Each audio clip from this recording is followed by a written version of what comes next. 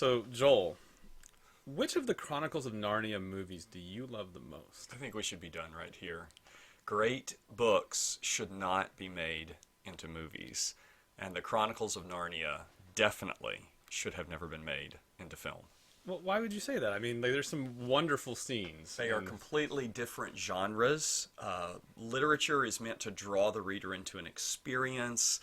Film is a very different type of media, and so the fact that there have been some great films based upon great books doesn't change the fact that as a general rule, you should not confuse the two genres. Yeah, but why shouldn't somebody find inspiration for a great movie in a great book? He could find inspiration, but he needs to be creative and write an original screenplay rather than just ripping off somebody who already did wonderful work. Well, it seems to me like that's like saying it's too derivative for you, but isn't all art derivative? Every time a sculptor sculpts something, doesn't he sculpt it based off something he's already seen and experienced? Absolutely, and every story is echoing the true story, the true myth.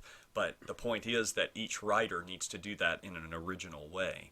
And a lot of screenwriting that's based upon great books shows that the screenwriter does not understand something important about that original book and frequently changes features that are central to the original piece. So what you're really saying is that they need to make the movies more faithful to the books than they often do.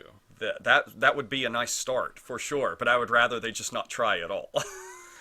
There is one possibility in this whole conversation that you're not considering. Okay. You're a grumpy old man. I have been since I was 10 years old. Yeah. That's true. Are you ready to start? I guess so. Okay, good. Welcome back to the Totally Legge podcast. I'm Joel. I'm Joel. Oh! Ah! We should have practiced that. Yeah. I'm Joel. You're Joel. Who am I? Jacob. Okay. Yes. And we're here to talk about the great books, how to read the great books, why to read the great books, and to encourage you in doing that very thing. Death can't hold you, no, it won't hold you. Death can't hold you in that grave, no. Death can't hold you, no, it won't hold you. I know you've risen and you reign in me. Yes, you reign in me. Okay, so today we are talking about how to read a book, and we're going to talk about a classic by Mortimer J. Adler, and we're going to develop some ideas that you have been putting out on Substack recently. But before we get to that, I've got a few lightning round questions. Here Are you we ready? go. I'm ready. Okay. Cake or pie? Cake. All right. Jolly Ranchers or bubblegum? Bubblegum. Not a Jolly Ranchers fan. Would you rather sleep late or take a power nap? I would definitely rather sleep late. The Iliad or the Odyssey? Probably Iliad. Wow. Would you rather watch a movie that you've seen before, dubbed into a language that you don't understand, or watch a foreign language film that you've never seen with English subtitles? Oh, I think I'd rather watch one I've seen before dubbed into a language I don't understand. That would be fun. That would be fun. Absolutely. Yes. Absolutely. All right, so what have you been reading lately? A lot of things, Joel. One thing I finished just recently, and this was a first read for me, was The Education of Cyrus by Xenophon. And I really liked it. Yeah. And actually, there's a lot of elements to it that surprised me. One being that it had some good comedy in it, which I just wouldn't have expected. But a lot of practical wisdom as well, things that I think we could even apply to the Christian life. Plenty of good paganism as well, you know. Right, right. But very interesting, and especially because Cyrus ends up fitting into the biblical story. That's pretty fascinating to get that background. So, Awesome. how about Very you? cool. What have you been reading? Yeah, this week I reread The Everlasting Man by G.K. Chesterton. I'm almost always reading something by Chesterton throughout the year, Yeah. but my reading load has been such that the last couple of months I haven't been actively reading Chesterton, and it's really been sucking my soul dry. So I had the opportunity to reread The Everlasting Man, and this was probably the third time that I've read that book. I don't reread it every year, but I was wondering this week why I don't have it on my yearly rereading list.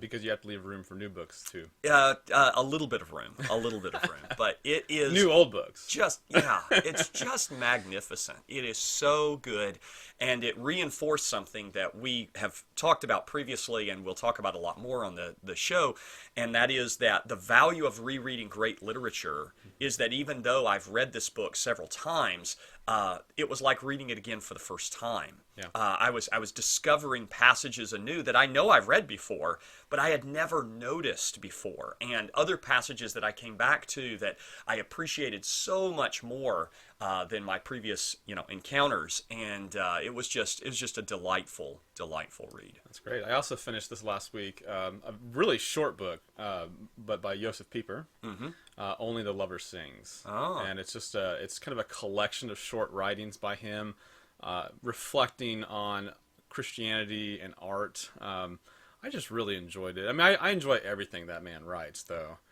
Probably one of my favorite modern philosophers, because he's not really a modern philosopher. Right.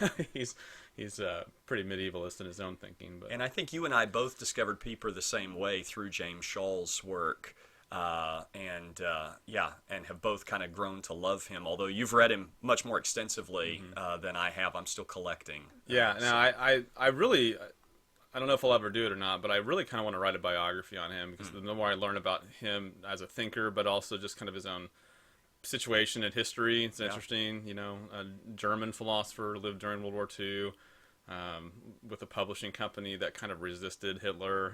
It's really, it's some interesting stuff. So, fascinating. Yeah. Very cool. Very cool. All right.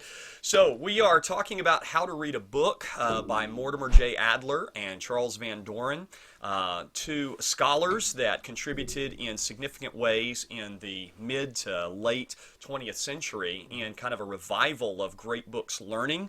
They co-edited the Great Books of the Western World series that were published in 1954, and again in a second edition expanded collection in 1990. Adler was a professor at the University of Chicago and a philosopher, just a great thinker in terms of contributing to a great book's emphasis, recognizing that we stand as part of a Western tradition, that we participate in a great conversation, and that the major literary works throughout the history of Western civilization need to be read in that way. This is a book that they put together on how to read a book. And I read this for the first time many years ago. Have gone back through it a couple of times since, and just find it to be a delightfully encouraging book. It is maybe a little more technical than some books that have been written in this kind of way. Sometimes I've read books about how to read that are themselves more literary, that are almost more poetic, that are kind of awakening the desire to read. This book is more about the mechanics of how to read a book, and yet every time I've gone through it or taken students through it, I've found that it really does awaken an excitement, because you feel like now I know how to take a large book, a difficult book, maybe a classic work, and break it down and understand it. Yeah, one of the things that's interesting about this book is if you have already been a reader, so you have just a long time been reading lots of books, you spend a lot of time in books, you're preferring that over television more than not, right? I think if you come to How to Read a Book for the first time and you start scanning through it, you realize I actually already have some of these habits, right? So it's kind of like with logic or with any other discipline that's a science, right?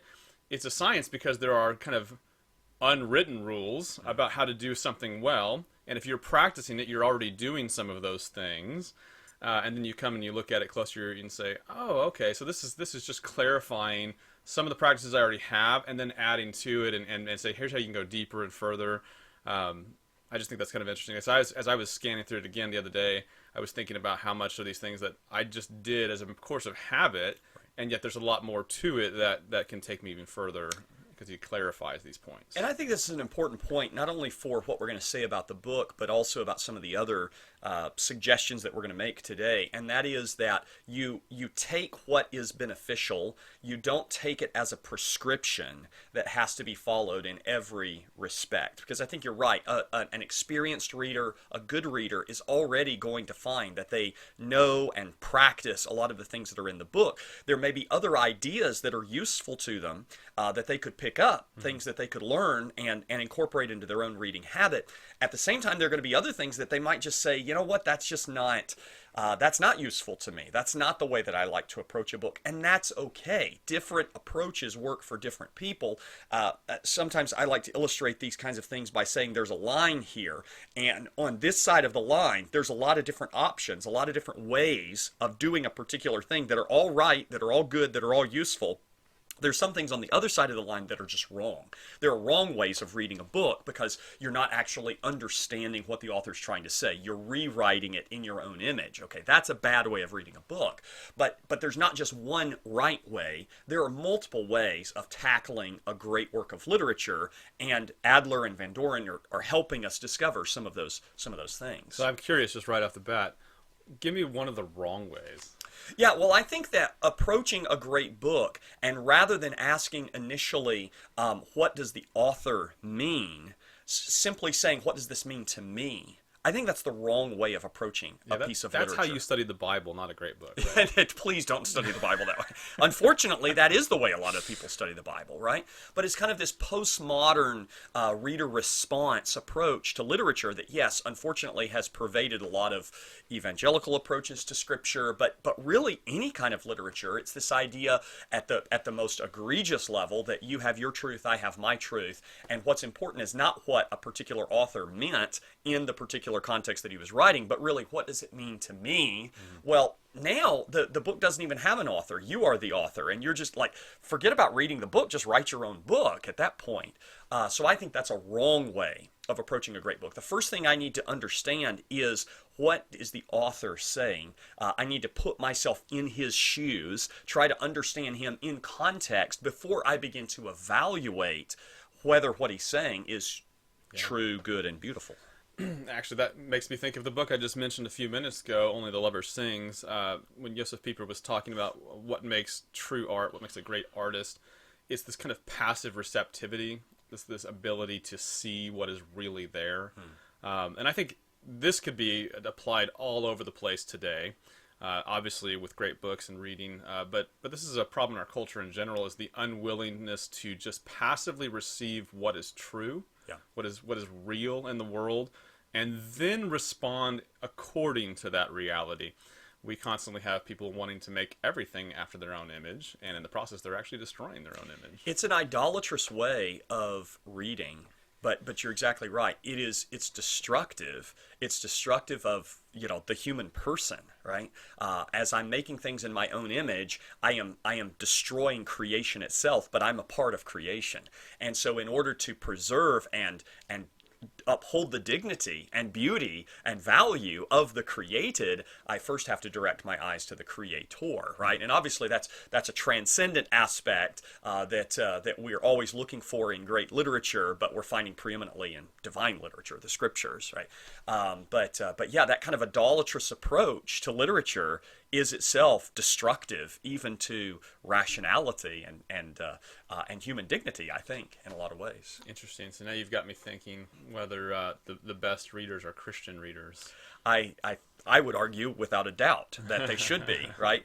Maybe Christians are not always the best readers, right. But they should be, because they're equipped already to see the true, good, and beautiful with a clarity that those who do not have the Spirit cannot yet perceive. Good. So let's come back to how to read a book for a second. I've been hearing feedback on the last couple of episodes. People have asked me, what book are you doing next? What essay are you doing? And I told them that we're going to do an episode on how to read a book. And I've had some people tell me, more than one, tell me I've never actually read that book. And I wanted to say a word about that, because I think it's important to say this book can actually be used as a reference text. And I think that that's perfectly appropriate. I have read the book. I've read it more than once. That's the kind of thing that I do. I read even reference books at least one time. But I don't think that everybody has asked to do that. I think the way that the book is structured, it's a very analytical. You can kind of go through the table of contents. In fact, you can apply some of the principles of how to read a book that we're going to talk about that are in the book. You can apply it to this book as well. And you can take what is useful. You can dive in and find the sections that are going to aid you in the particular ways that you most benefit from. You don't necessarily have to read it from cover to cover. And so even if a person doesn't read the book, How to Read a Book, I think you will benefit from the content that's in it. Have you read Kate Turabian's entire manual on style? Almost. Yeah. So I have to admit that that's an example of the kind of reference book that I might. But I've never sat down and just like cover to cover from page 1 to the last page read it. It's such a page turner. It is a little dry.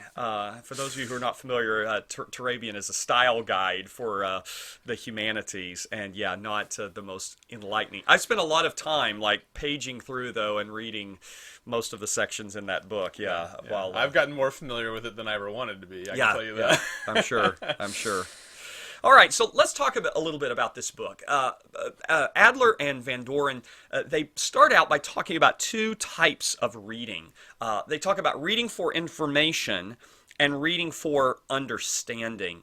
I think one of the critiques that has been made by other commentators and that can legitimately be made is that maybe we need a third type of reading as well, and that is reading for pleasure or entertainment. That is, they acknowledge that that's a type of reading, but that's not really the type of reading that they're addressing here. And in fairness, I think when we're reading for pleasure, when we're reading for entertainment, we're not trying to dissect the book. We're just experiencing it. That's true, but at the same time, I would say these things aren't mutually exclusive. Definitely not. I mean, in fact, I would actually argue that reading for information and understanding are prerequisites to actually enjoying. I mean, how can you really enjoy even a great story if you can't regurgitate the basic story, the details of the story, right? And say, this is what it's about and this is why I liked it. That's a good point. It's really all there. That's a good point. It's just a different kind of experience because it's maybe more immediately pleasurable. And actually, arguably, maybe that pleasure of reading teaches us to do some of these things better that we wouldn't, This is why as a teacher of 7th graders, right, I'm very careful about the books I select as we're kind of like ramping them up into the great books. I want them to have pleasure in reading while reading really good stuff. So I don't drop them off in Kant in 7th grade, right. Right. I want them to eventually be able to read that kind of book, But we spend time going over the Greek myths, and we go over Norse mythology, and we, read these great stories that are intriguing and interesting, but I still require that they're able to give me who are the main characters, what happened here, why do you think that happened, and that doesn't take any pleasure out of the reading. That's a great point. I'm sitting here thinking about the fact that when I've seen a movie that didn't make sense to me, that I didn't understand, I didn't enjoy it. When I've read poems that the structure was obscure to me, I wasn't able to follow what was being said. I didn't enjoy it. Mm-hmm. That in many ways a certain base level of understanding is necessary for enjoyment. You're not going to be able to get the same kind of pleasure out of something that is just an enigma to you. Yeah, I think the only exception I can maybe think of, maybe you have a thought on this too, is just maybe in certain forms of visual art, mm-hmm. right? That may be excluded. You might be able to look at something and see it, and that's beautiful, it's or beautiful, this is but wonderful, but I don't get it, you know? And so that's a little different, and maybe that's fair. Worthy of discussion sometime, how the visual arts can be different from these kind of things. But stay tuned for an episode on the aesthetics of, of all of this. So they're talking about how to read for information, looking at really the question of what data do I need to mine out of a particular work, and then reading for understanding, where I'm trying to answer the question of why, and seeking to grow in my enlightenment. They also talk about two different types of learning. They talk about the learning that happens through instruction, where we're sitting down trying to communicate to a person some facts or some skill, as opposed to learning by discovery, where a person, through their own process of exploration, is acquiring knowledge and competence in something. And obviously, reading the great books is not supposed to be primarily a matter of instruction. You might have teachers, you might have mentors, you might have people who are helping lead you down a path, but reading the great books is preeminently a matter of discovery and learning by exploration. And the authors of the works are now your teachers, and you are going and meeting them in the page. Yeah, and this is, both are necessary. I want to make that point very clearly. Yeah, sure. We need didactic, top-down teaching. We need to be told, do not steal, right? We need to be told this is the right answer sometimes, right? But it's a whole different thing when people come to experience themselves for themselves. This is part of awakening what we call the moral imagination. So you can imagine that a student might say, well, if somebody in front of me in the line opens their billfold and it's full of $100 bills and they accidentally drop one, right? Why shouldn't I keep that, right? I mean, they have lots of it, and but they need to maybe see more of the story to think through. So first of all, they know you shall not steal, right? Mm-hmm. So they should know it's just wrong because they've had that kind of didactic instruction, right? But what they need to learn experientially is why that might be wrong, right? So if you awaken their imagination and you say, oh, that billfold full of money, what if that was actually about to be donated to charity? Maybe he collected all of that, right? And oh, I never thought about that, right? And so experiencing story and encountering things in real life that speak to these same didactic truths, right, is really important because it helps us to think in different dynamics other than just the didactic rules. Yeah, that's a great observation. So the book talks about levels of reading, and this is where we'll spend most of our time today, and really in the third category, I think. But 4 levels of reading that we can think about. The first being the elementary level. What is the book saying, or what is a paragraph saying? What is a sentence saying? This is the most foundational. In some ways, it's the kind of reading that you can't progress beyond until you have answered these questions. If I don't know what this chapter is about, then I'm not going to be able to understand what the book is about. And if I don't understand what the book is about, I can't do anything else with it. I can't know to assess whether it is true or not. So that elementary level is what is this saying? The second level of reading would be the inspectional level, and that is looking now, what kind of a book is this? How am I going to categorize? What is the book saying, and where does that fit into a larger theme or a larger category of literature? The third level would be the analytical level, and what does the book mean? Not just what is it about, but what does it mean in terms of what it's saying about this topic, about this theme? And we are evaluating that. Is it true? Is it useful? Is it beautiful? That analytical level is a level of discernment in many ways. And then the fourth level would be the syntopical level. How does it compare with other books? Every great book is in conversation with other great books. And so syntopical reading is where we're not just reading one particular work of literature, but we're really reading across the canon, across many centuries of literature. So these are the 4 types that Adler and Van Doren are going to kind of introduce us to.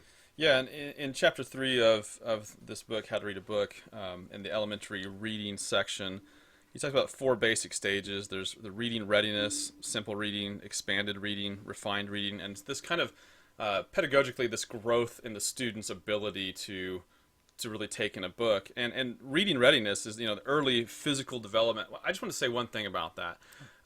If you are a parent, if you have children, I don't care what age their children are, maybe you have teens, but especially if you have little kids, you need to read with your kids. Right. And in fact, as a teacher, I can tell you that I automatically know in my classroom which kids their parents spend a lot of time reading to them. Yeah. It's just obvious, right? That is the number one thing that you can do to help your child succeed in school, is to read to them from the time they're little all the way through. But I want to say, even if that hasn't been your habit, no time like the present to take up the habit of reading together as a family. Absolutely. There's so many joys involved with that beyond just the practical things it gives them. It's just it's a special time. Yeah, Yeah, I know that my parents, my mom specifically, read to me from the time I was, pre-reader, very, very small, all the way up into my adolescence, especially because I had younger siblings, and so she'd be reading to them. My wife has done that. I've done that, where we've read through many books as a family and all the way up into the teen years, and continue to enjoy reading together, reading around the lunch table, reading around the dinner table. And it really does. It makes a book come alive in a completely different way, and it's a great way to encounter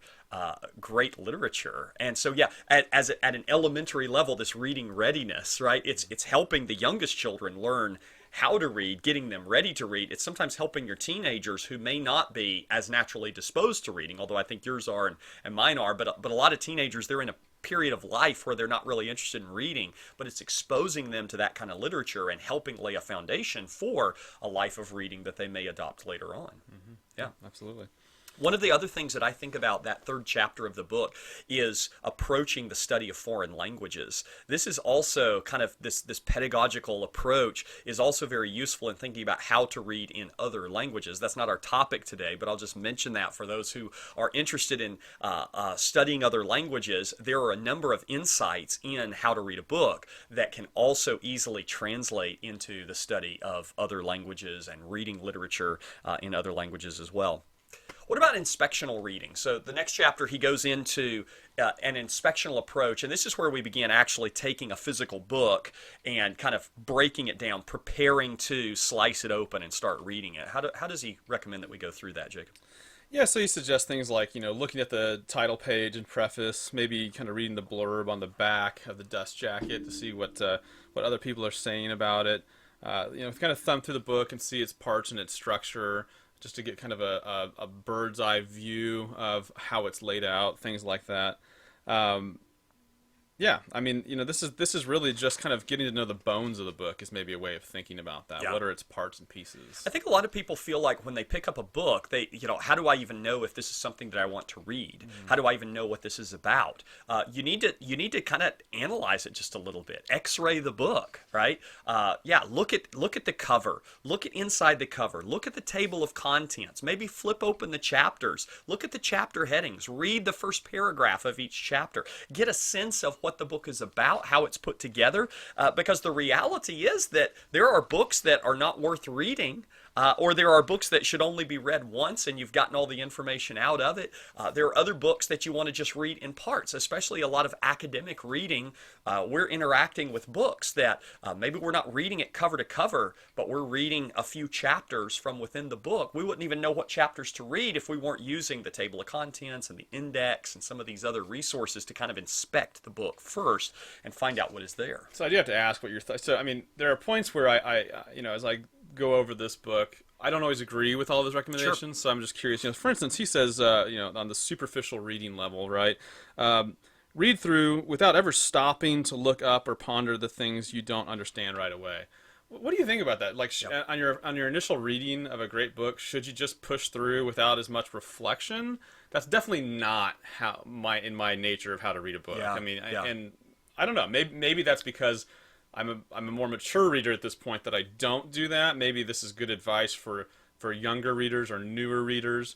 But even then, I'm just not sure what I think about that advice. I mean, I don't know what the problem would be to stopping and ponder, even if you don't come to the right conclusion or any conclusion. Yeah, that reflection seems valuable to me. Yeah, no, I get where you're coming from, but I do actually agree with this advice. Maybe I'm taking it a slightly different way than you are, though. I don't think that he's discouraging pondering what you're reading. The way that I understand that section of the book is don't stop to try and study. Don't stop to look up. Don't stop to cross-reference. And this is something I've become very convicted about actually in about the last 15 years. I would see members of my church who couldn't do Bible reading because every time they ran into something that was interesting or confusing, rabbit trail. Exactly, they start doing Bible study and they're running cross-references and they're pulling out a concordance and they're pulling out a Bible dictionary and they're not reading the scriptures anymore. They're studying the Bible, and that's still useful, right, but they never get through the biblical text. And in a similar way, reading great books, if every time I hit a difficult section, I stop and I say, I have to understand this before I can go any further, well, I'm never going to get through it.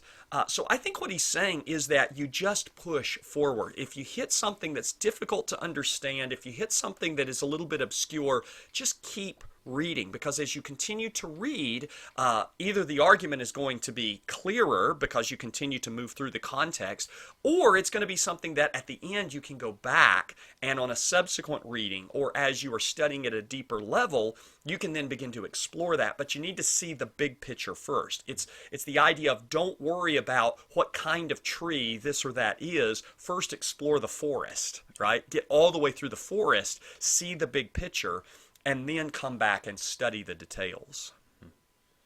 What about any thoughts on? He talks about different speeds of reading. Yeah. What are your thoughts on that? I've studied speed reading a number of times over the years. I know how to do it. I've practiced it at different points in my life. I have over the last 10 years abandoned it. I really don't find it useful at all.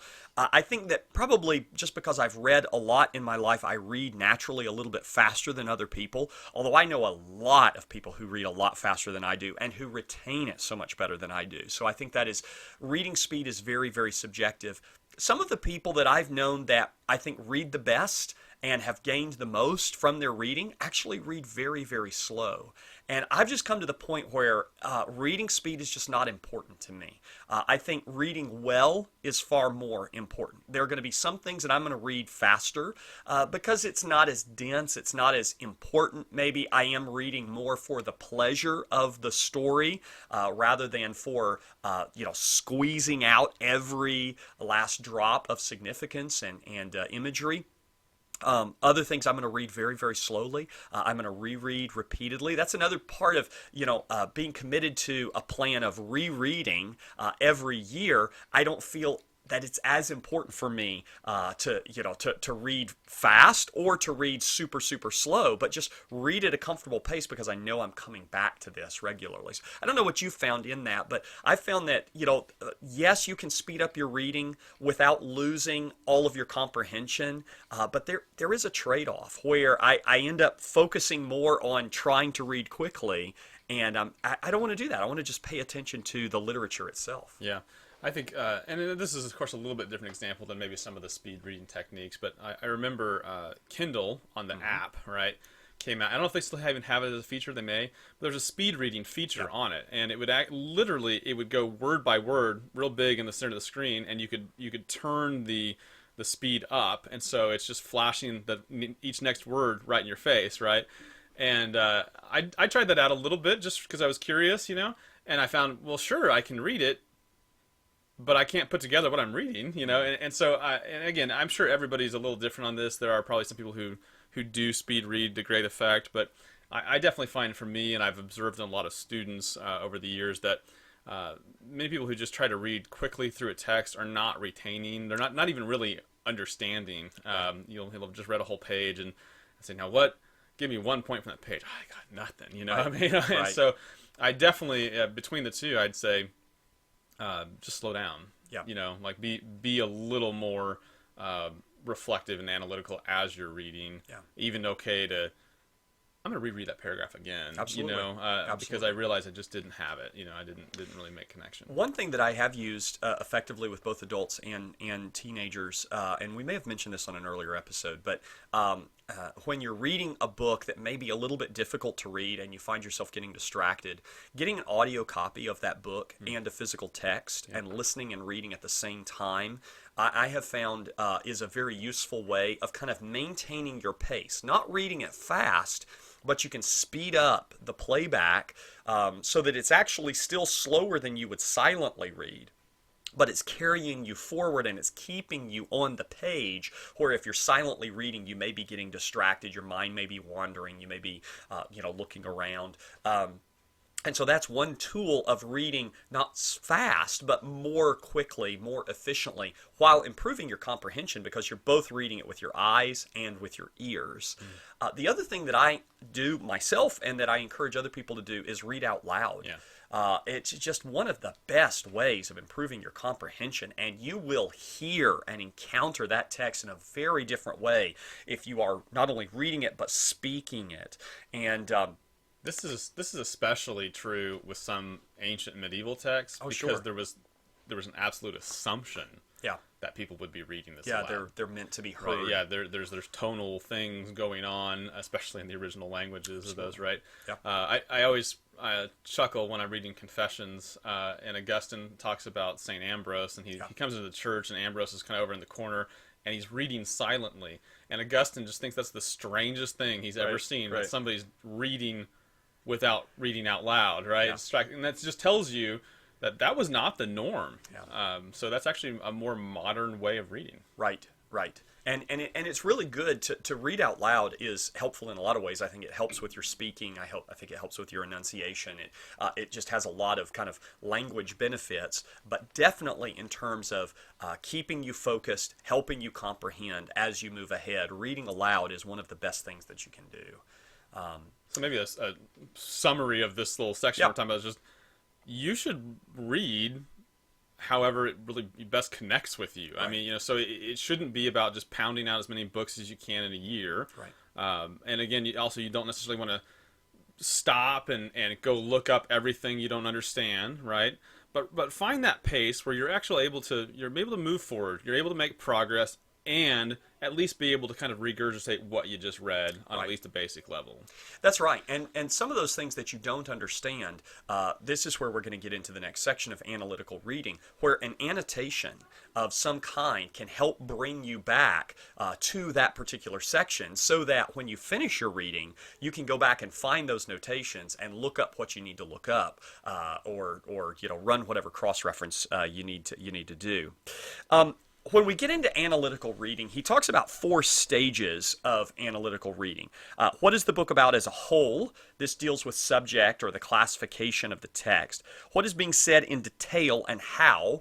This regards really the terms that are being used and how we are to interpret them. Third, is the book true in whole or in part? This is really the discernment piece that we mentioned before. I'm evaluating whether this is truth or whether it is not, and to what extent that is the case. And then fourth, what of it? What's the significance? What am I supposed to do with this? A lot of things are true. I mean, I could read, how to program my DVD player, and it's true. That's how it works. But so what? Well, I guess I'm supposed to program my DVD player, right? But it's not going to make much impact on my life. And so these are kind of the 4 steps in analytical reading, or 4 important stages of analytical reading as I'm trying to now move through the text, understand the text, evaluate the text, and then apply the text. For any younger listeners, we have a DVD player. Sorry. It's this thing that you put little round discs into to watch movies. At least I said DVD player and not VHS player. That's pretty good. Yeah, thank you. I was actually reminding myself that I needed to say DVD player, and you're pointing out that even that is still antiquated. Yeah. It's not streaming, man. I still have a DVD player. They don't sell them in stores anymore, though, right? No, I didn't know that. No, you can't. Are you kidding? You might be able to find a Blu-ray player if you're lucky, but they definitely don't sell DVD players anymore. Wow. Well, I mean, all right, okay. So, something that we're going to talk about today is some of the annotation methods, techniques, systems that you have created. We're going to get to that in just a minute when we kind of finish going through the book. But this is the place where Adler and Van Doren kind of introduce that in their own text, making a book your own. And I know this is something you feel very strongly about. We've at times disagreed on this. I don't disagree, actually, but the importance of making that copy of a work your own and personalizing it in various ways. So tell us a little bit about what he's got in mind here. Well, I think one thing that Adler advocates is writing in your book. And so this is sacrilegious to some people, Right. The idea of marking your Bible, especially Christians with their Bibles. I've run into plenty of Christians like, I couldn't mark in my Bible, But Adler would say you should mark up everything you read, but with a point, with a purpose, towards an end and a goal. Right. And so that's one thing that he says to do. You look for different kinds of information, and there's a lot of ways to do this. I mean, just to be clear, there's not like one system that's the right system to do this. But I think the bigger issue is that you actually adopt a consistent system Right. to be able to see the different kinds of information in a text and to be able to categorize them and think about them. And also, you should invite yourself into the conversation of the book by responding to the author like you're having a conversation. Yes. Yeah, reading a book is having a conversation with the author.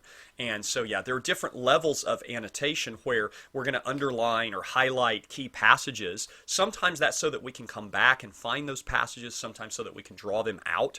Other times it's just a way of interacting with the text as we go through. There are some books that I've marked up that I know I'm not necessarily going to go back to those passages, but just the physical act of stopping and underlining that section that I just read, finding something striking in it, that helps to cement it in my brain. It might be putting something in the margins, whether it's a question mark, whether it's an exclamation point, whether it's writing something in response to the author, or cross-referencing another section of the book. And different people have different systems. There's not one system that's right or best for everyone, but it is to say, have some kind of a system. Now, there are obviously exceptions to this. I've loaned people books, and when they gave them back to me, they had annotated them. That's not nice. Please don't annotate my books if you borrow my book, right? Buy your own copy or just keep it and buy me a new one. You also shouldn't annotate the hymnals at church. That would also be I ran something into we that would one day, discourage. especially when they were editing the Nicene Creed. That wasn't so good. Oh, that's not appropriate, folks. You don't get to edit ecumenical creeds. Don't mark library books, please. I mean, that's not cool. But yeah, if you've got a book that you own, mark it up. Mark it up. And again, sometimes you're going to have a collector's edition that maybe you say, that's not the one that I want to annotate. Okay, but get a copy of that book for the purpose of annotating it. And if that means getting a trade paperback. Yeah, Dover thrift editions, Absolutely. Things like that are great for this. But I find the more I mark a book, the more I remember the book, the more I understand it, the more I can pick it up a year later and flip through and be instantly reminded of what's in that book, the thoughts I had the last time I read that book, see how my thoughts have changed. Sometimes I find 3 or 4 years later, I disagree with my own annotations, Right. because I've grown and changed in my thinking. But with my students, I encourage them, look, you can write "ha" in the margin, right? It struck you funny, or you can write, well, that was stupid in the I mean, when you're reading a story, Right. But the point is that you're just engaging, and the more you engage, the more you remember, the more you understand. Yes. So yeah. Absolutely. So he talks about 3 kinds of annotations, and this will kind of lead us into, in a few minutes, your system of annotating. But he talks about structural annotations, conceptual annotations, and dialectical annotations. I think this is a useful way of thinking about, what am I marking? Why am I marking it? How am I marking it? How am I capturing that? Because there may be annotations in the book that are then captured into a journal, into a notebook, into, it could be Evernote or, Google Docs or something like that. What am I trying to do with the annotations that I'm making? If I underline everything on the page, I might as well not have underlined anything on the page. I once sat next to a woman on a plane who had in her hand, left hand she had a book, her right hand she had a highlighter, and she literally highlighted everything as she was reading. I mean, I guess that was her system. I don't know. But it's like, I've done the book.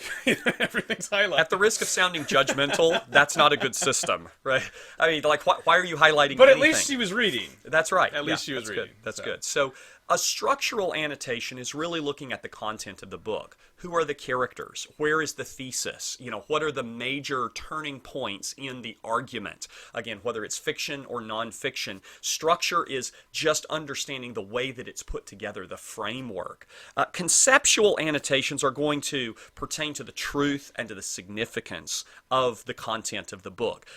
Things that stand out, whether it is virtues, whether it is vices, whether it is a point that the author is trying to impress upon his readers, right? these are going to be conceptual ideas that should stand out as we're going through each page.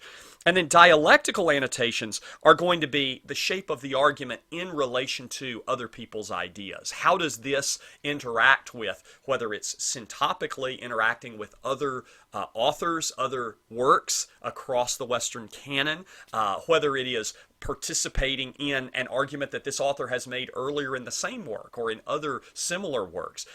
Dialectical, where annotations are where we're bringing different pieces into dialogue with one another. How is what is said in chapter 1 relating to what's in chapter 10? How is what's being said in this book relating to another book by the same author or another? Yeah, very good.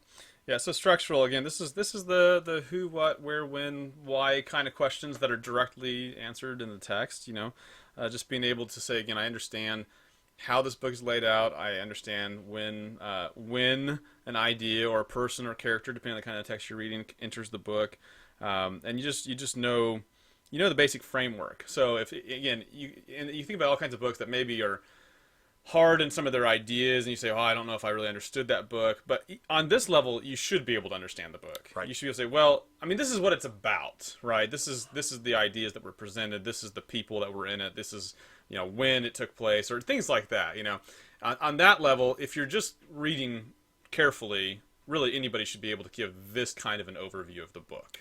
Right.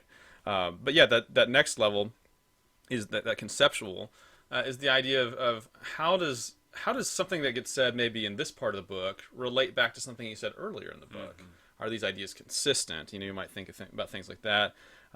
Again, is it true? Yeah. And again, I think it's important that we read charitably. We talked a little bit about that before. If you're able to read an author and give them the benefit of the doubt, if I can take them in a certain way, charitably, that says, okay, I can see what they're saying. I think I understand what they're trying to get at, and that might be right. That might be true. But at some point, you sometimes have to say, nope, that's just not true. Right. Yeah. And we have to be able to bring truth to bear against it. So. I think that's right. Until you know what an author is saying and why he's saying it, I don't think it's fair to evaluate it as true or untrue. Right. But once you do understand what's being said and why it's being said, I think it's not only appropriate, but it's actually necessary for us to make a moral judgment about that. Now, we could say, I need more information before I'm prepared to do that. I understand what's being said here, but I need to understand more fully why it's being said. That's fair.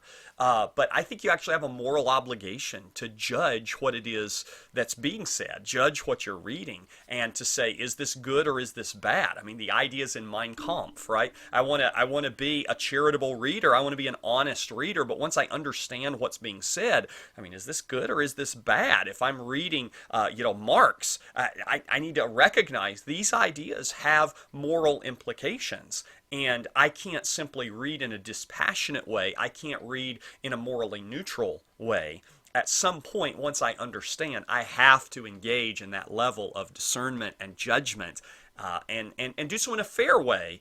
But it's absolutely necessary that I do so. Yeah, but understanding does indeed precede that kind of critique, and I think that's super important. A quote comes to mind, although I'm going to butcher it, but from Ender's Game. Yeah.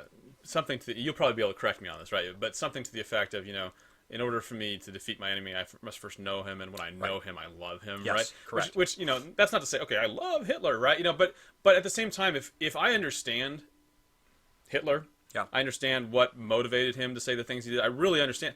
I might even at some level be able to have a bit of sympathy with where he's coming from on some things, right? Yeah. While then fundamentally rejecting his conclusions and what he does with it. It's the same thing with Karl Marx, right? Yep. Karl Marx was responding to a nasty time when greedy capitalists were making children slaves in factories. Yep. There should be some moral outrage over that, right? Right.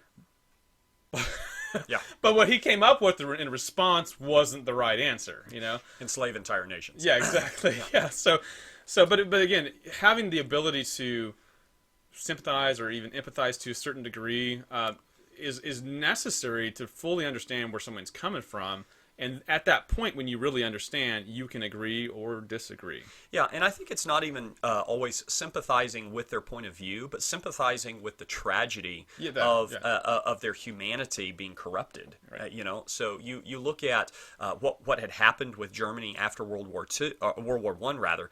You can understand kind of the political and social environment that gave rise to Hitler and to the Third Reich, and why there was such popular acclaim when a man, said, we're going to rebuild the fatherland, we're going to regain our strength. That resonates. You can understand that appeal, while at the same time lamenting the tragedy of the perversion of humanity, the corruption of humanity, that people like Hitler and the SS and various other leaders in the Third Reich could behave in just barbaric, inhuman ways toward other people who were image bearers, and you can see the tragedy of a humanity degraded to the form of bestiality, right? But that's right. Until you go through that process of trying to understand, you can't effectively morally critique and judge. And that's probably the step that's jumped too quickly. We move past too quickly in order to judge things as good or bad. I want us to get to your techniques, and so I don't want to deal with much of the rest of the book, but just to mention that as Adler is going through this stage of analytical reading, he gives 11 rules for readers, and I want to just kind of click through these super quickly, and won't have much else to say about each of them. But first of all, he says you should classify the book. Understand what kind of a book it is that you're reading. Secondly, you should be able to restate the point of the book in your own words. This is really useful to maybe at the end of a chapter, at the end of a book. Some people I know will write in their books, or they might have a notebook that they're using as they're reading. They'll actually paraphrase the main point of that chapter or of that book as a whole. Maybe write some kind of a little review. Maybe they give it, however many stars. They've judged that this is a 4-star work, but they need to know what is it about, and they can go back to that kind of synopsis later and remind themselves. Third, outline the book. How is it put together? Sometimes books are very easily structured. How to read a book. This book is actually a good example of that. You can look at the table of contents and know you've already got an outline. Right. But a lot of great literature is not that way. So create an outline of some kind. Fourth, determine what the author's goal is. Try to understand, what is he driving at? What is he moving us toward? Fifth, interpret key words. This is something that we're going to definitely capture in our annotations. We're going to say, here are key terms that are being used in the argument, and I need to be able to understand what do they mean in their original context. Sixth, grasp the main propositions. This is where you're going to be looking at specific claims, specific arguments. There's a thesis for the book as a whole. There are kind of sub-theses within the book that are going to also kind of advance particular arguments or assertions. We want to find what those are and identify them. Eighth, determine the author's success or failure. What is he trying to propose, and is it a workable solution? And then as we move into the area of critiquing, Rule 9, complete your reading first. You have to read all of it. You have to be able to say, yes, I've gone through this. I understand where he's coming from. I know what he is saying. Before I try to sit in judgment of him, I've read him charitably and carefully. Rule 10, control yourself. What he means by this is, if you're going to disagree, do so in a reasonable way. Don't do so in a reactive way. Don't do so in kind of an out-of-control fashion. When you disagree, do so reasonably, logically, in an informed fashion, so that you are critiquing in a responsible manner. And then 11, present good reasons. Don't just say, I don't agree.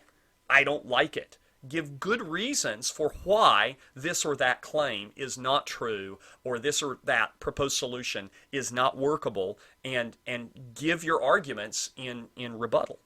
Yeah, basically just avoid entering into a bunch of fallacies, right? Yeah, that's exactly what it is. Attacks, that's things exactly like what that. it is. How often we see this today, people... books that I certainly don't like, white fragility or something along those lines, and it's like, well, I mean, a lot of people jump straight to attacking the character of the author or something like, well, actually, let's just see what they have to say. Right. and let's see whether the ideas themselves are good or bad. And if the ideas are bad, let's make a reasoned argument against them. And so yeah, people get hot under the collar and they just go towards just railing, basically. Yes. But if we're to be better than our opponents, right? We at least want to meet them on equal ground, if not go beyond what they did in their book, right? To answer them in a reasoned way. Yeah, it's important to remember that when we disagree with something, there's a tendency to want to say everything about that work or about that person is bad, and that's never true. That's almost never true. You know, as we're interpreting everything that we hear or read through the lens of our displeasure, our disagreement, when in fact there may be a number of things. I was in conversation with some of my classmates in this PhD program this week about something written by Hegel. Well, I'm not a big fan of Hegel, right? There'd be a lot that I would critique there, and yet we were still able to find things that he was saying that we would say, yes, from a certain standpoint, this observation that he's making is true, or this argument that he's advancing can be useful in certain ways. The overarching point that he may be making may be very bad, and yet trying to look sympathetically and with understanding and respond in a reasonable fashion, make concessions where we can, give commendation where we can, while at the same time giving the critique and the correction that is necessary.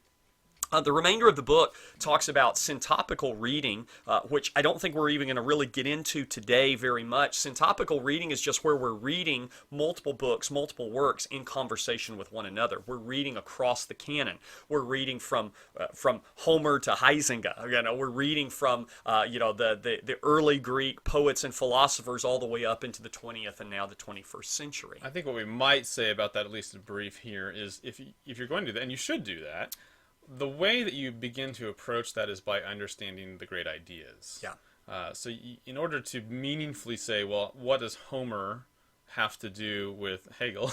Yeah. Is to understand, well, what are the common ideas that are being discussed? Yeah. Are they talking about, good versus evil? Are they talking about concepts like home? Are they talking about concepts? I mean, there's just so many different things. Yeah. But the point is what are the and this is why actually in the great books set, the 60 volume, or if you got the older one, the 54 volume, right, Great Books of the Western World, the first two volumes in the newer set and the second and third volumes of the old set is the Syntopicon. And what it does is it just lists, from war to happiness to all these different kind of great ideas and topics, and where they appear and are discussed throughout this entire Western canon. Yeah. And so that's where you want to start, I think, doing syntopical reading, is to isolate ideas in a text and then ask, what have the other great minds in this great conversation, how have they weighed in on this topic? Yeah. Because it's difficult to just take a whole book and say, how does this whole book relate to this other whole book? They may seem very different at first. Right. I mean, anytime you're reading an ancient Greek, if you're reading Aeschylus or Sophocles, that doesn't seem like it has much to do with Jane Austen, and yet it does. It does, yeah. So no, it's a great point, and I think that the difficulty with syntopical reading, and maybe this is why we should do an entire episode just on this, is that you are needing to read thematically. And yet I feel like to some extent, to be able to read thematically, you have to first read kind of comprehensively. And what I mean by that is a lot of approaches to syntopical reading is just reading sections, it's just reading excerpts, it's just reading kind of proof texts, which are frequently pretexts for error, right? You're reading this portion of Homer, this portion of Aristotle, this portion of Hegel, and you're trying to reconcile these in some ways, whereas you can't really understand that excerpt until you've read the context. Yeah, this is just like what people do with Shakespeare all the time, right? People, how many how many nurseries have over the baby's crib to sleep, perchance to dream, which is a text about suicide. Oops. So certain a little bit wider understanding of the context, right, is really important. And that is what's difficult about syntopical reading, is that you're never done with syntopical reading, because you are inevitably, I mean, nobody has read everything. Everyone has gaps in their reading. We're constantly trying to fill in gaps, but we're going to do that throughout our lifetime. And so as you're reading more of the Western tradition, you're able to read more effectively syntopically, because now you're able to connect ideas together, and you're, again, looking at these particular themes. What is virtue? What is knowledge? What is courage, right? What is evil? Where does evil come from? How do we even define evil, right?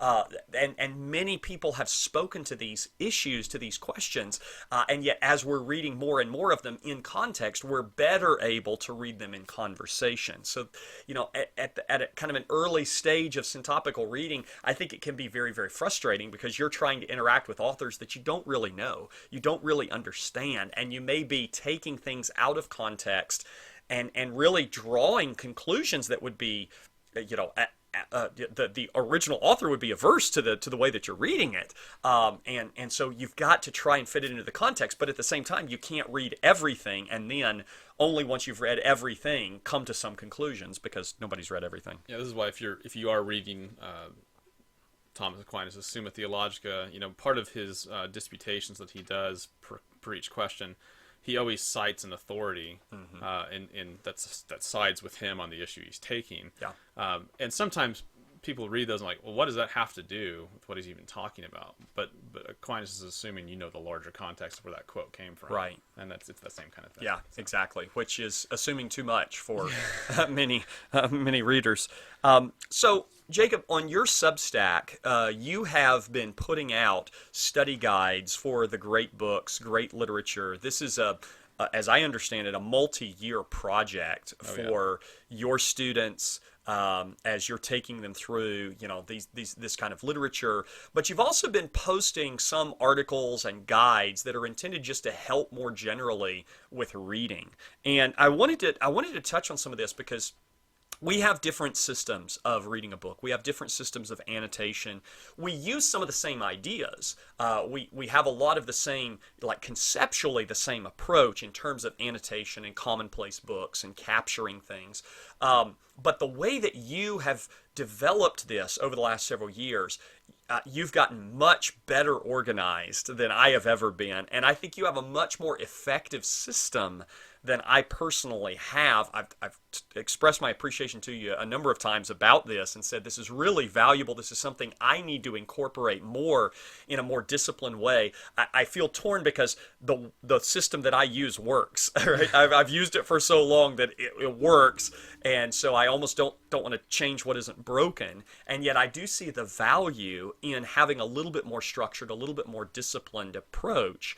And I think that's what you've really been able to put together. So we'll link a couple of these articles in the episode, but I wanted you to take us through some of these ideas on marking books and how to journal through books, and just whatever you think is helpful about that. Yeah.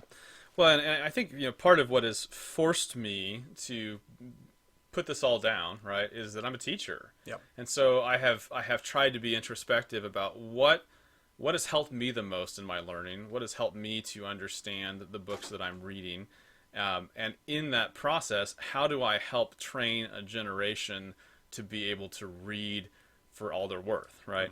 Mm-hmm. And so the system I have, it's not very complicated. It's actually pretty straightforward.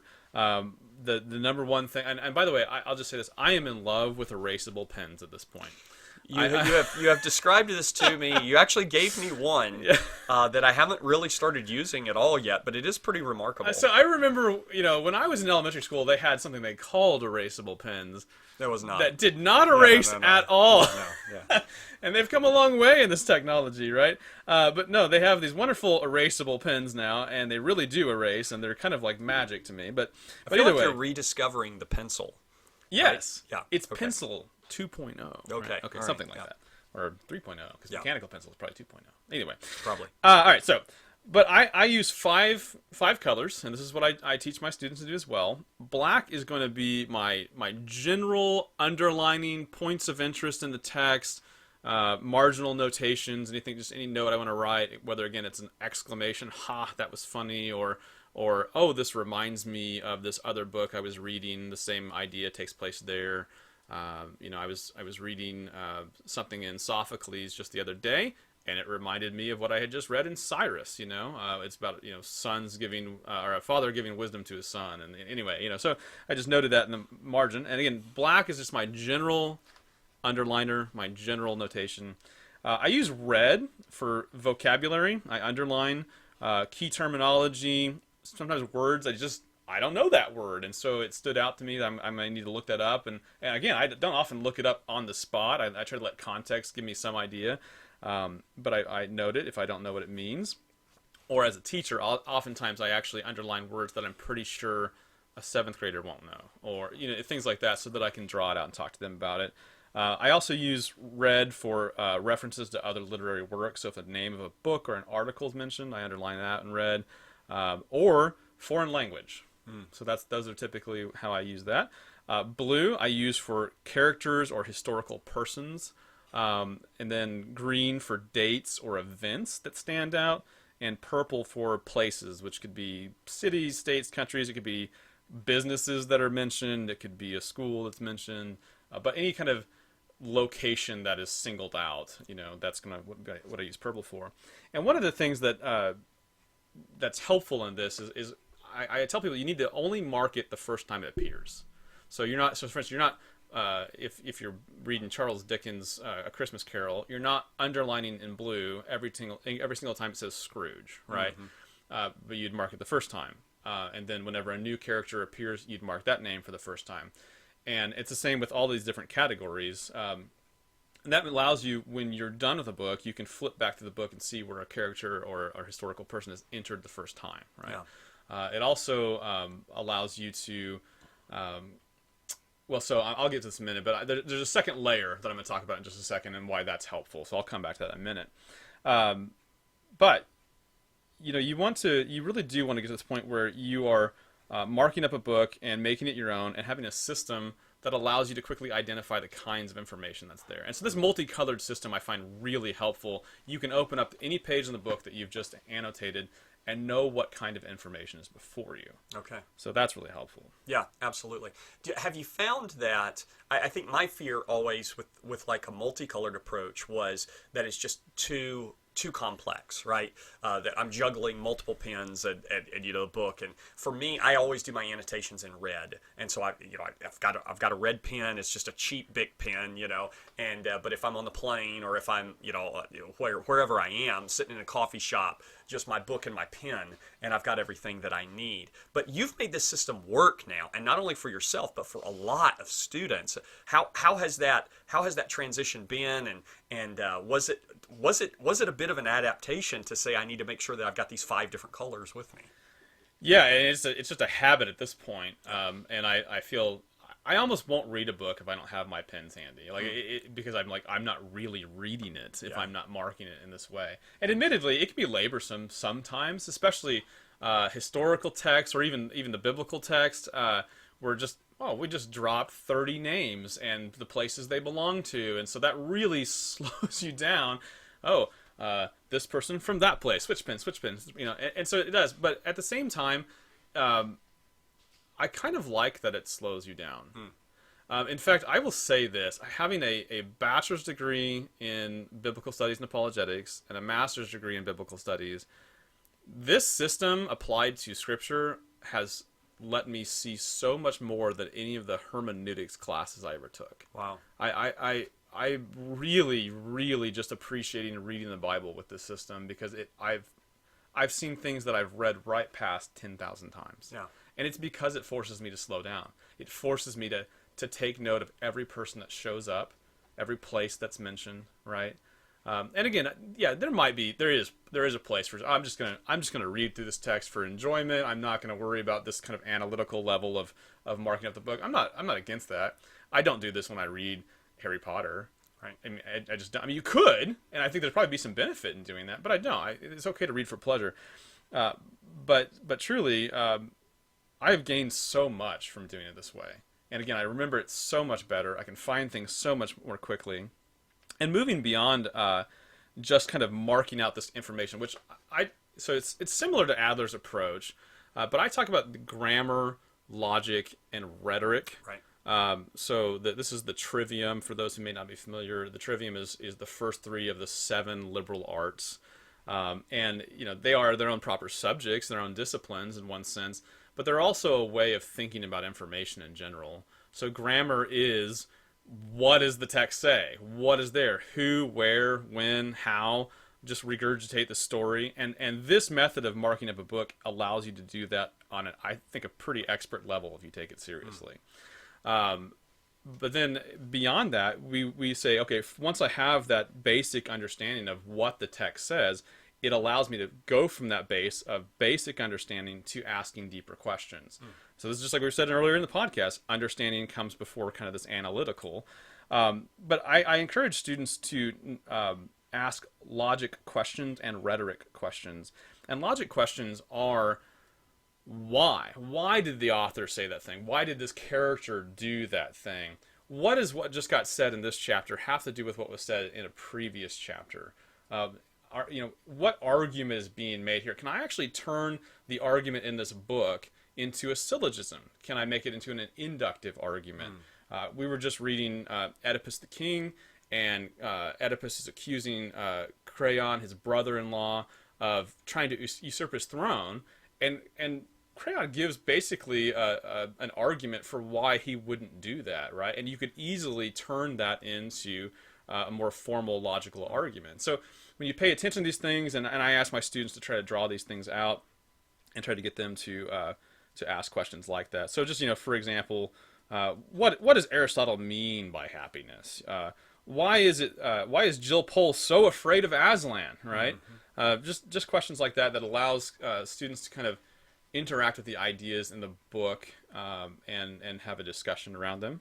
And then that third level is rhetoric questions, which is basically analyzing ideas in the book. So you say, okay, light versus darkness as a theme or an idea in this book. How do we see it throughout the book? Maybe where else do we in literature see other people interact with that theme? So it gets to that kind of syntopical level. Right. Okay, that's helpful. So what I love about this is, like you said, the ability to kind of diagram the content of a book without having to create a separate diagram, right? I mean, as you're just flipping back through, you're able to identify every character, when they first appear, every major place, every major event, any appropriate cross-references. You've got a diagram, but you've got it in the text of the book. And if you want to create an extra, a notebook or an outline or something like that in another document, create another resource for yourself, that's easy to do because you've marked the book in this way.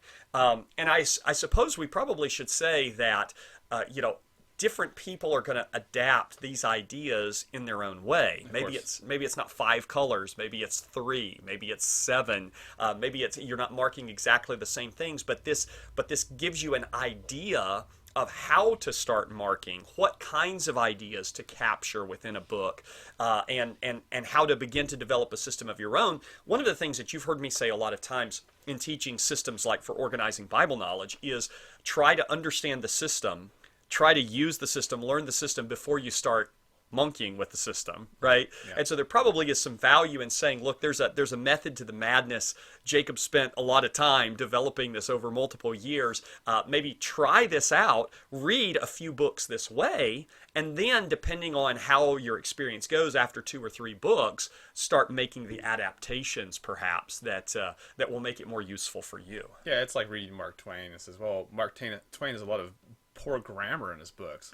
It's not because Mark Twain doesn't know good grammar, right? In fact, he's allowed to break the grammar rules because he knows them first. Yes, exactly. Yeah, exactly. And again, I think you mentioned this, but I do also have on my Substack a article about text journaling, which is really just kind of the next step, the next layer that you can take this study, right? And it really is saying, okay, I've annotated a book, or I've annotated this section of reading. Now I want to go a little bit further, and I want to go back over that section of reading, and I'm going to transfer this into kind of a journal. And I have actually on my Substack printable pages. If you want to borrow the ones that I have on there, that's more than fine, or do your own in a notebook, that's fine. But it allows you to say, okay, now I've marked, especially in the case when you're reading history books or biblical texts, you get a genealogy in there or something like that. Okay, I marked 40 names in this last reading, but which of them do I have enough information about to be able to say something meaningful, right? And so you can then go back and grab those characters. You can write down in your notebook or on your text journal and say, okay, here's this character. He was this person in the story. This is how he relates to, so you just kind of give a little bit of a description of that character. And this helps you realize too that not every name that gets mentioned is going to be central to the story. It's not going to, but at the same time, it sometimes shows you that people that you think didn't matter do. Yeah. And again, this is really the case in the biblical story, how people you've just passed right over, and you go, oh, wait a minute, I didn't realize that was the grandfather Correct. of, and there's a more meaningful connection. There are that you would have multiple lost. questions that you cannot answer in the biblical narrative without the information that appears in the genealogies. Yeah. And we could give several examples of that, of, why did this happen? Or why was this okay? Or who was this person? That unless you're paying attention to the genealogies, you will not be able to answer that question. Yeah. So in text journaling, you just go down the information that you just marked, and you say, here's a description of these central characters. Here's a description of the important places or geography or landmarks in the story, however that falls out, and say this is what we know about it. Dates, times, events. Just kind of give a short description. You can maybe just write a one-paragraph overall review of what you just read. How would I regurgitate this to somebody who asked me what I just read about? This is the place where you can write down your specific logic and rhetoric questions. And I had a third category. Grammar questions, again, are just what's in the book, so that's one. But logic, why, how do these things relate together? Rhetoric, analyzing the great ideas. But I also like to add theological questions. So as a Christian and reading all books as Christians, letting the scripture come to bear on the text. And it's really, in some sense, these questions are really just rhetoric questions, but they're laser focused rhetoric questions.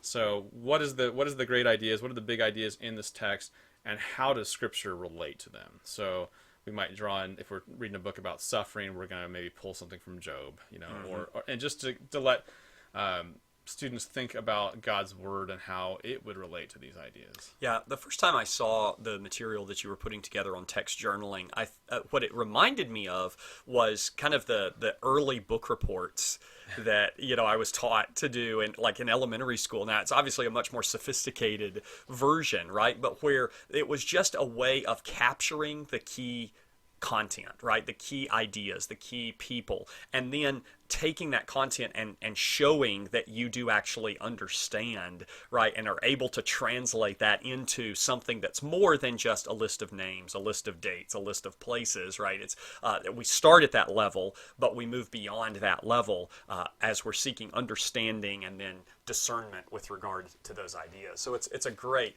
tool. And then you've also got some information on your Substack about commonplace journals, and this is something that you and I have both used over the years, and something that earlier generations, kind of introduced us to.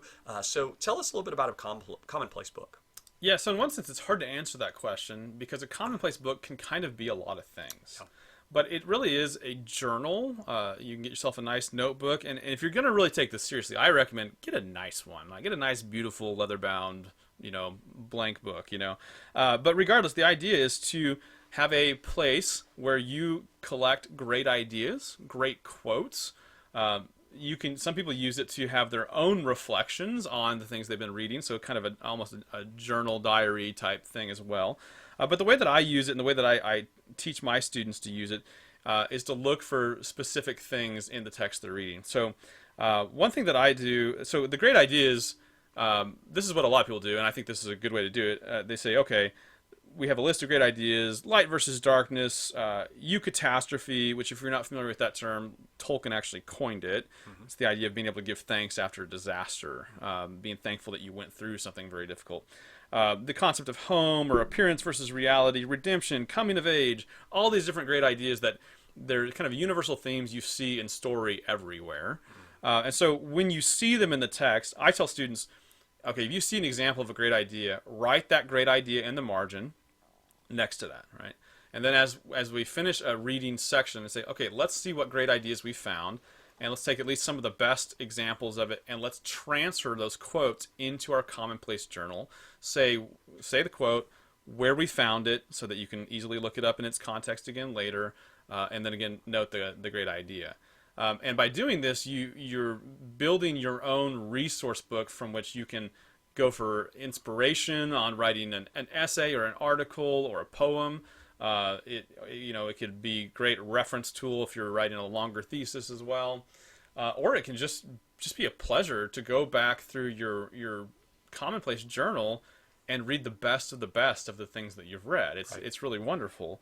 One thing that I do that I'm not saying no one else does this, but I have not been exposed to it elsewhere. I've taken the virtues, the 7 virtues, and then kind of tried to come up with an example of their corresponding vices as well. So Aristotle will tell us that virtue is a mean between 2 vices, a mean between an excess and a deprivation of that virtue. And that trying to list what's the perfect vice on each side of a virtue can be difficult, and I think it's actually a bit situational to some degree. But regardless, so there's prudence, temperance, fortitude, justice, faith, hope, and love, and then vices on either side. And so I've given my students a list of those as well. And so let's really seek those out in the books we read as well. And so we'll discuss things like, okay, was that courage? And at first, sometimes you say, oh yeah, that was courage. He ran in there when it was super dangerous. You say, but wait, was that courage or was that recklessness? Right? Or on the opposite side, was that cowardice when he didn't do that? Or was it wisdom that he didn't run into a stupid situation, right? And so we begin to have these discussions about the virtues and the vices, and really, I'm of the opinion that virtues and vices can equally be talked about as righteousness and sin. Yep. The Bible does use these terms some, but the medievalists kind of pulled them out of their...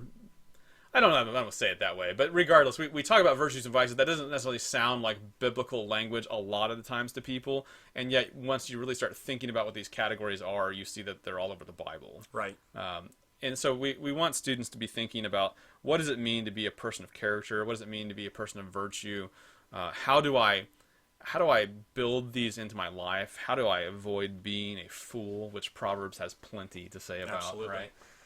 And so those are things we look for too, and when they see good examples of those, that's a great thing to put in a commonplace journal as well. That's terrific. So those 7 virtues, we think about, especially like the theological virtues, the spiritual virtues, but as Christians, but the 7 virtues and the corresponding vices on either side, and using that as a way of kind of guiding us as we're reading the great books. That's a powerful idea. That's an idea that we're going to come back to again and again and again in episodes of this podcast as we're reading specific works. And that we're going to try and encourage all of you in your reading that you would also use a framework like that. Look for ideas like that. Engage your literature at that level where you're not just reading for entertainment, but you're really reading for enlightenment. Yeah. And that enlightenment's going to come through identifying virtue and vice in the characters and stories and arguments that you're encountering. And this is the number one metric for deciding whether a book is a good book or not, actually. Yeah. And we talk about great books, and there's more than one way to talk about great books. I think we've already mentioned this. Is Mein Kampf a great book? In one sense, sure. In one sense, in that it has great influence. It's an important book, for sure. Important book, yeah. Right? But it's an evil book. Yep. And the same thing when it comes to stories, especially children's stories. I think parents should be very much thinking in these categories.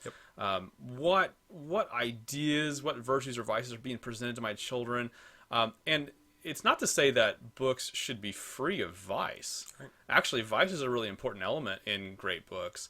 It's how they treat that vice, yep. Right? So virtue should always ultimately be rewarded. Vice should always be punished. Yes. And books that, or stories in general, that teach the opposite lesson are wicked. Yes. And some people say, well, that's really idealistic because, in this world, bad people get away with stuff. That's just the way it is, right? But as a Christian, we'd say, no, they don't. Right. And I want to train the hearts of my students to realize that nobody lives a life of vice without destruction. Without consequence. Yeah, absolutely. Yeah, and it's true not only of books, but of movies, of music, right? What is being glorified? What is being promoted here? And so it's an important metric, like you said, for identifying what is good, what is true, what is beautiful, what is not. And if we're not thinking in those ways, in those categories, then we're reading without discernment. Yeah, for sure. Well, I think that's as much as we want to cover today. In our next episode, we plan to begin tackling the first complete book that we plan to cover, and that is a book that I know is near and dear to your heart. I love and appreciate it as well, but Jacob loves it at a whole different level, right? What are we going to be reading? We're going to be reading Lois Lowry's The Giver, Yeah. and I am ecstatic that we're doing that. I utterly love this book. As far as books that have been written by authors who are still living today, the Giver series is easily my favorite. Wow. I think that, well, I don't want to get too much into it before next week, but let me just say this. You got a couple weeks between seeing this or hearing this podcast and us doing that and it dropping for you. Grab the book. It's a short, easy read, but it's one of the most profound examples of modern children's literature. Yeah, I think that's probably fair. I mean, if I were going to describe it, I would say it is a dystopian work of Christian imagination. And lots of really fascinating ideas, lots of really important ideas. Very easy to read. I mean, elementary school kids can read it and profit from it. But adults, the parents, they're going to read that and interact with it at a whole different level. I've read this book with 6th graders before, who, when they have finished, and I tell them, by the way, there's 3 more in the series. I've had kids who don't typically read a lot as pleasure run out and get these books. Wow, that's awesome.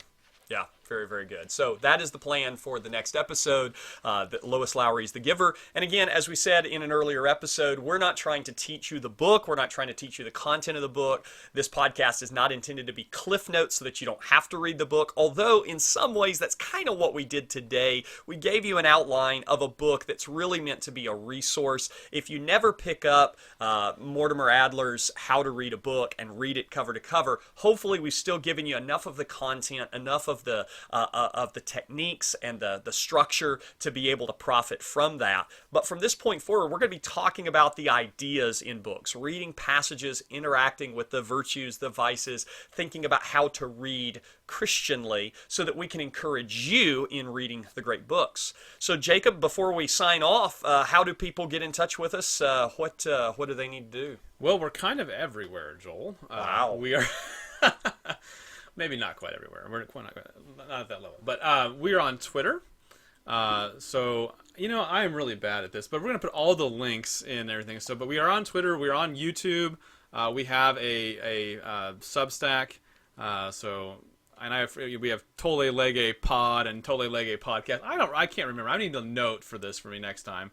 But regardless. Yes, you do. If you just search us on Twitter, Tolle Lege Podcast. If you search us on YouTube, Tolle Lege Podcast, you're going to find us really quick. And we're all over the place. Very good. Yeah, we've got new mics. We've got a setup. And I want to say we have a silent partner. We do.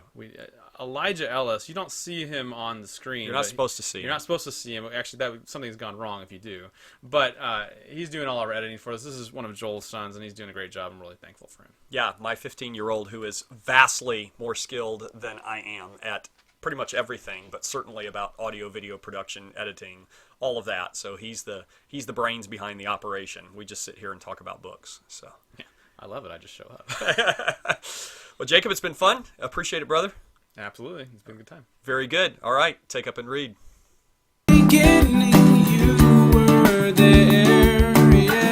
The Tolle Lege Podcast is produced, filmed, and edited by Elijah Ellis. Music composed by Eric Welch. Copyright The Tolle Lege Podcast, 2022. It is done by